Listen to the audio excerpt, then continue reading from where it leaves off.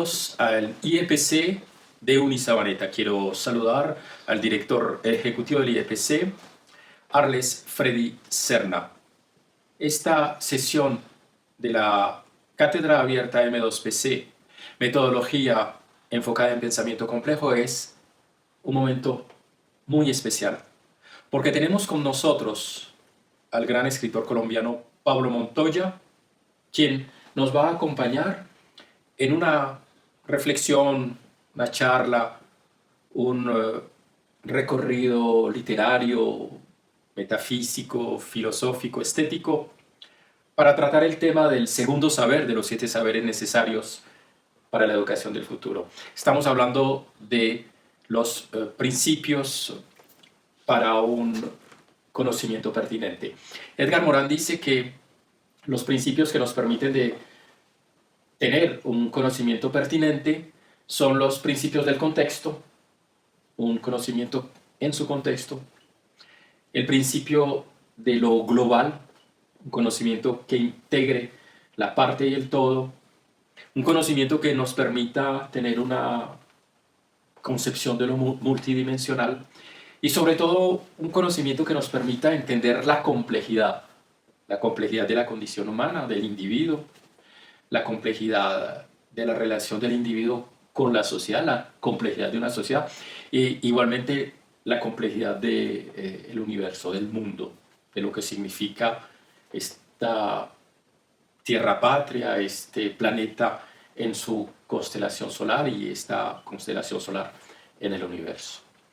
Así que, para poder pensar un conocimiento pertinente, hemos considerado que compartir las reflexiones de un escritor, tener una mejor comprensión de lo que significa la literatura.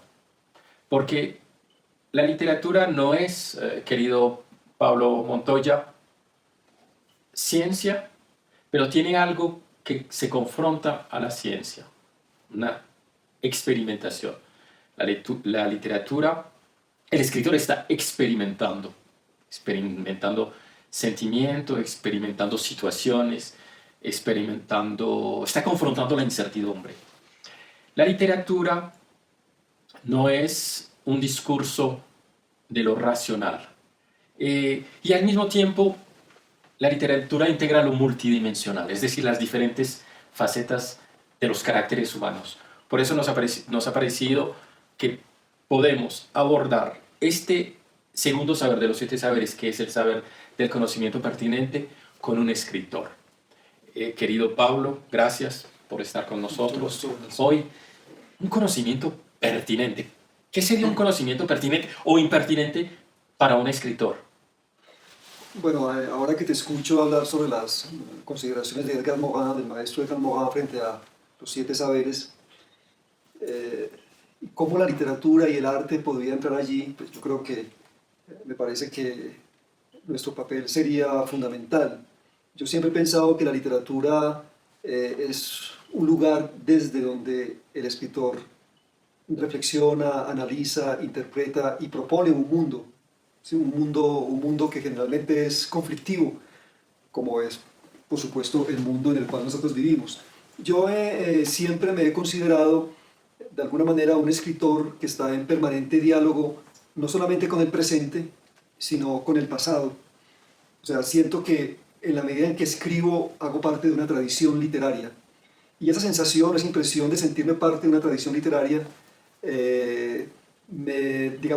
me hace continuamente reflexionar sobre qué es lo que yo debo escribir y sobre todo para quién estoy escribiendo.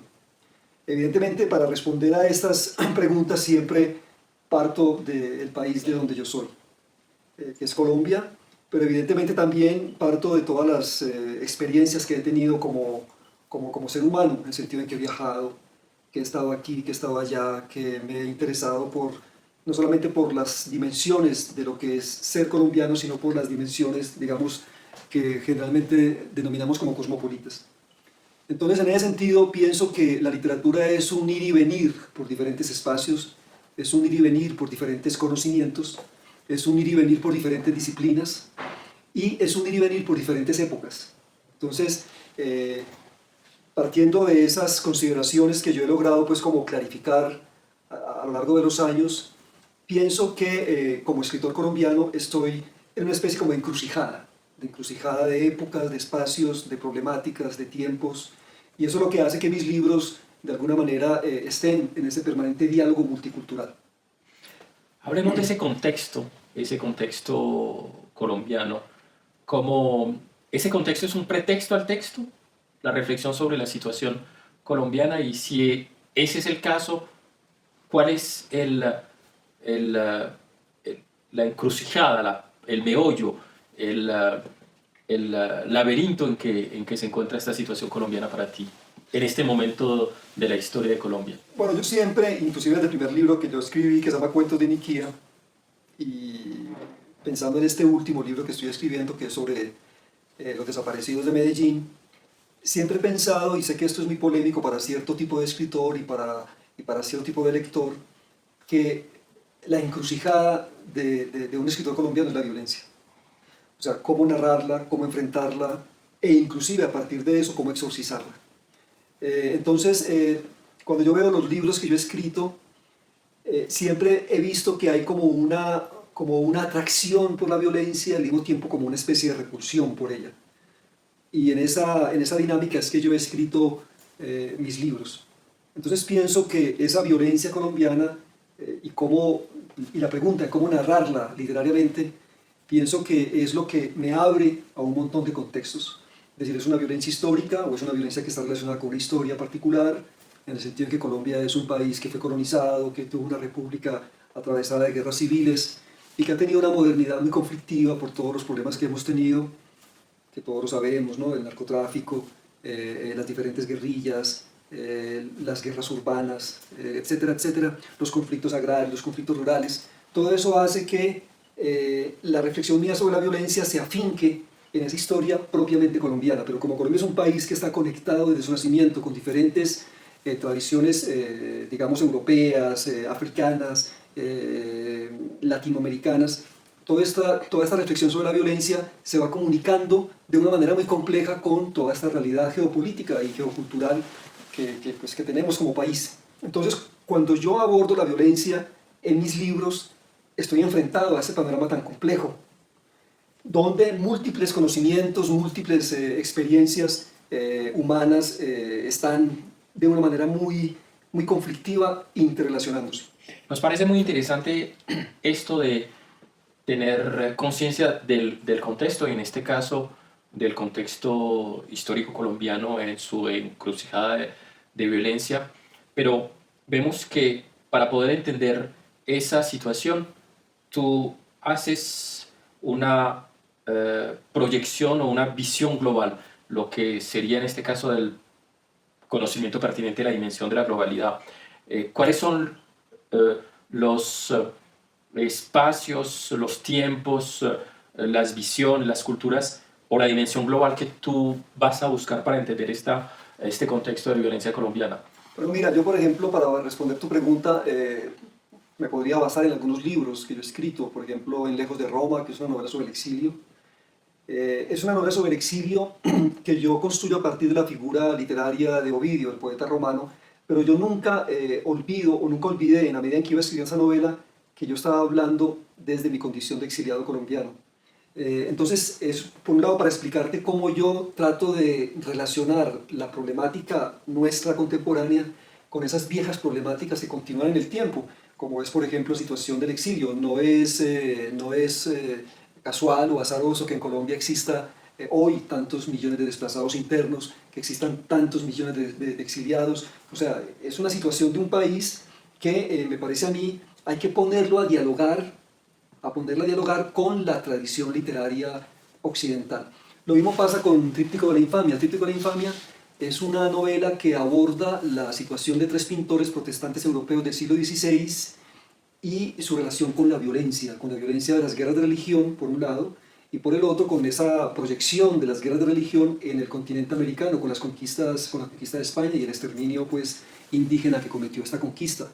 Entonces, cuando yo abordo esa novela de Tríptico de la Infamia, y me planteo estas inquietudes frente a la permanencia de la violencia histórica, Yo creo que el lector, de alguna manera, siente que, si bien es cierto que la novela que está contando la historia de tres pintores protestantes del siglo XVI, también siente que el eco de esas vivencias de estos pintores resuena en la época presente, ¿no? Porque vivimos en una época donde aún las represiones religiosas siguen funcionando, donde todavía sigue presentándose una particular relación conflictiva entre el artista y la sociedad conflictiva en la que él vive.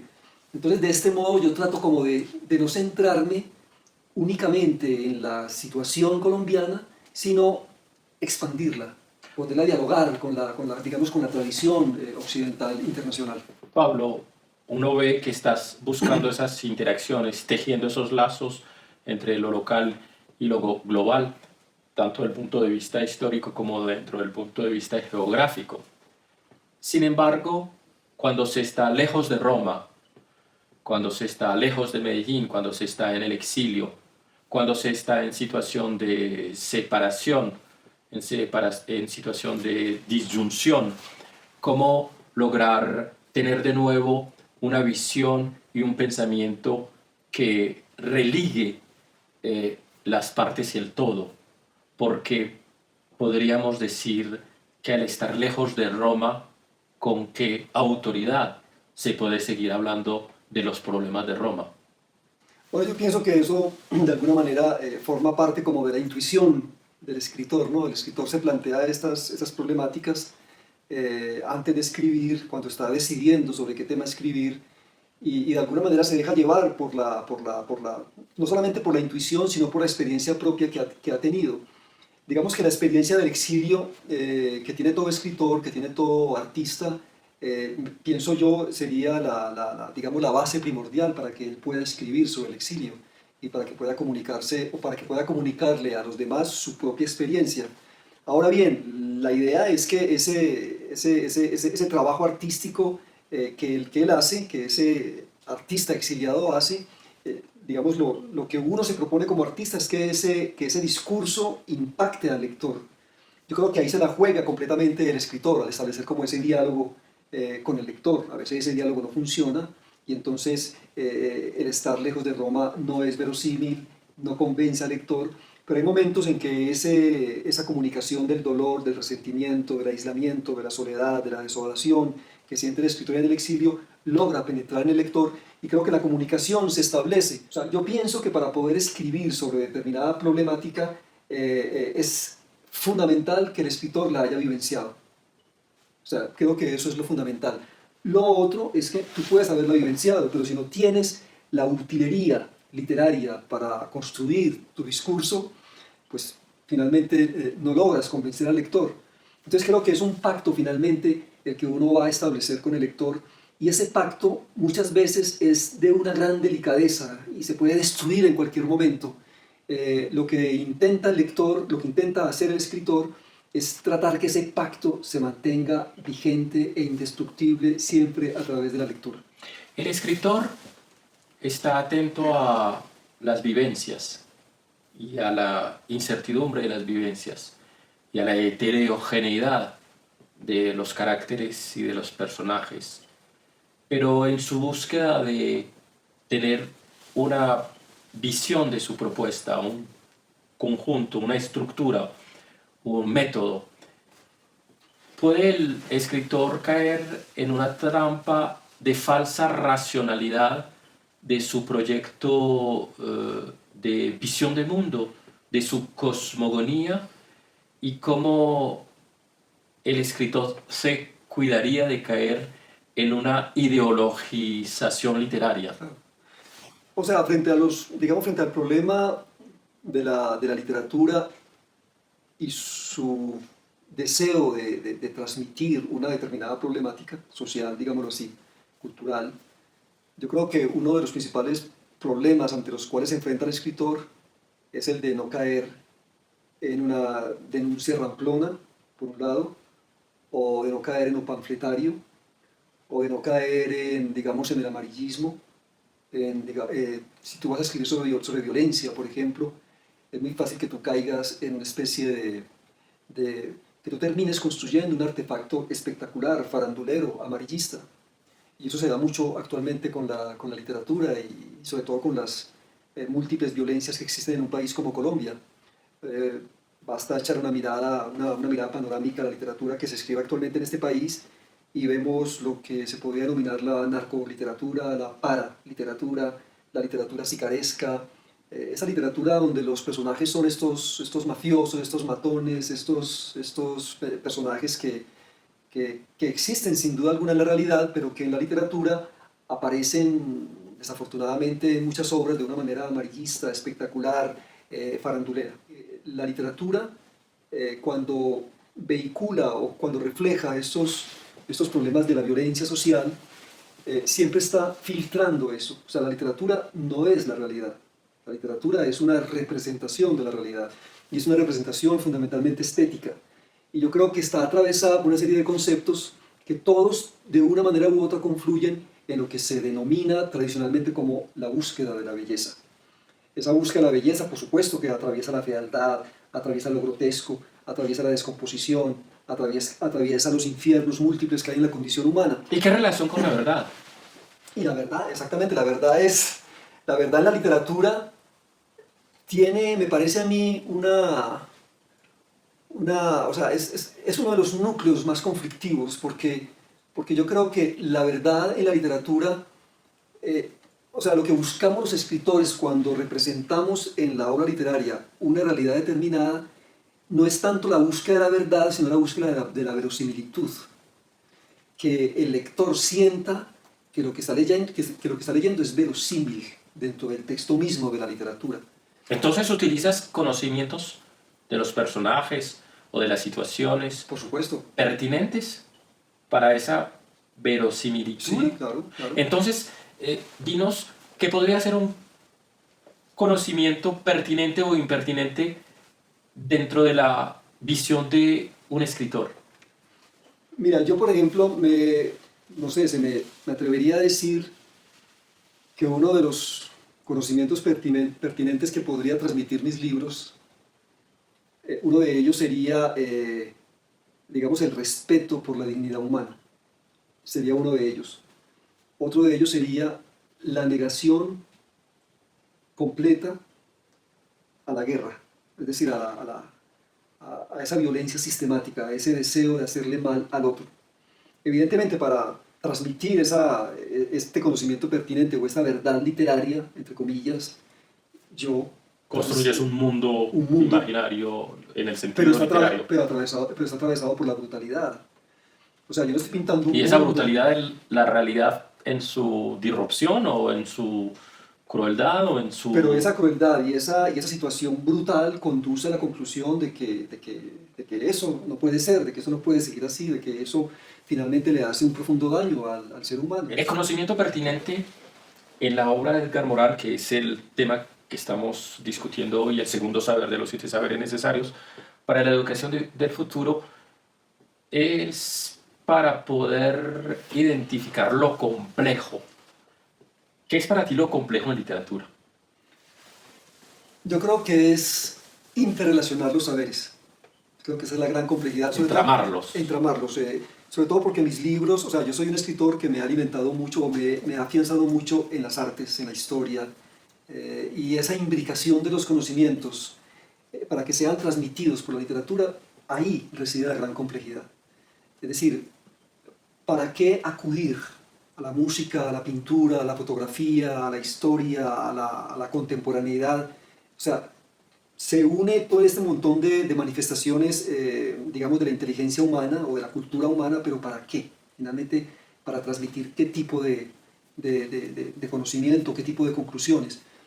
Yo, al hacer un repaso de mis libros, diría que hago todo este recorrido y hago estas amalgamas justamente para lo que te decía ahora.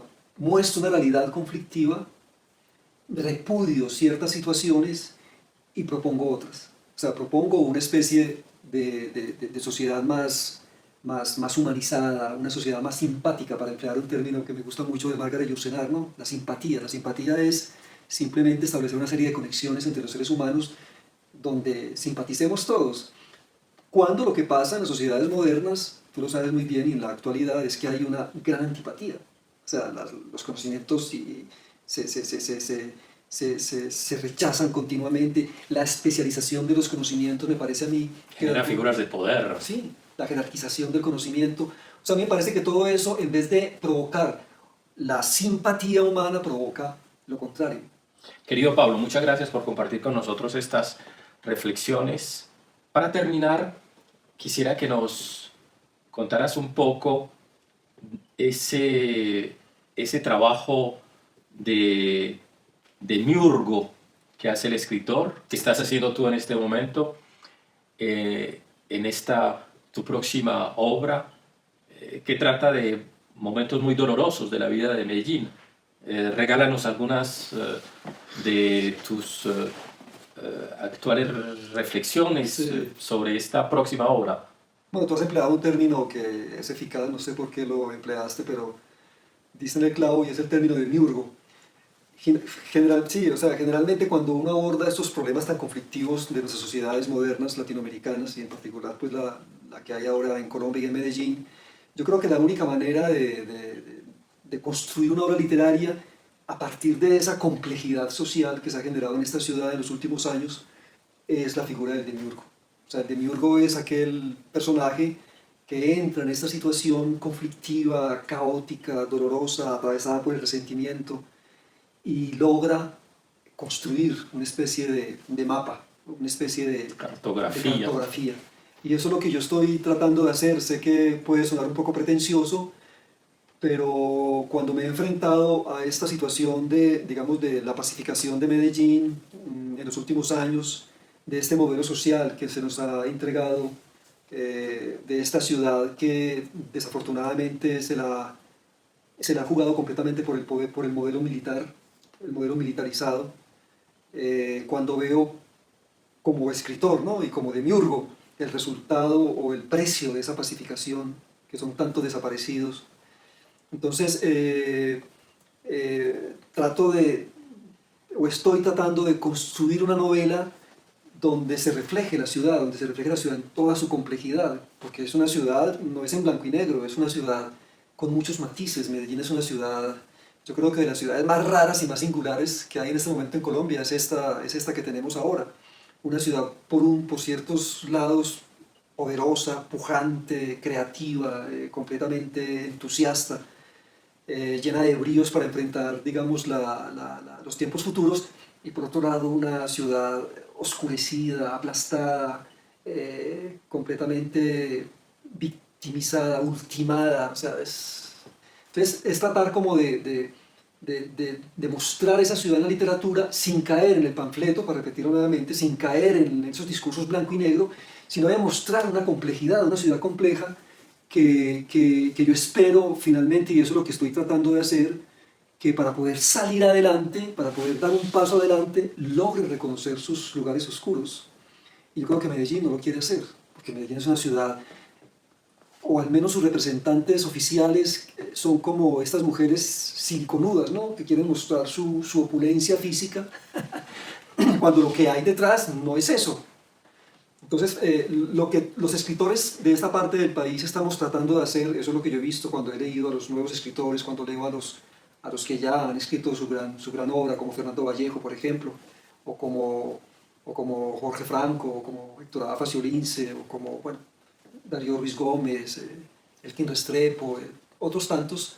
Yo pienso que todos estamos construyendo una ciudad, un mapa enrevesadísimo, y lo que yo pretendo con mi novela es contribuir a ese enrevesamiento, pero sí me parece fundamental que, y tú has utilizado ese término, el demiurgo está para, a partir de una realidad determinada, logre construir un discurso, logre construir una obra y mostrar esa obra como si ella fuese, de algún modo, el Alep del cual hablaba Borges, ¿no? Ese sitio donde confluyen todos los lugares de la ciudad misma. Y eso es lo que yo estoy tratando de hacer en este momento. Vamos a ver si lo logro.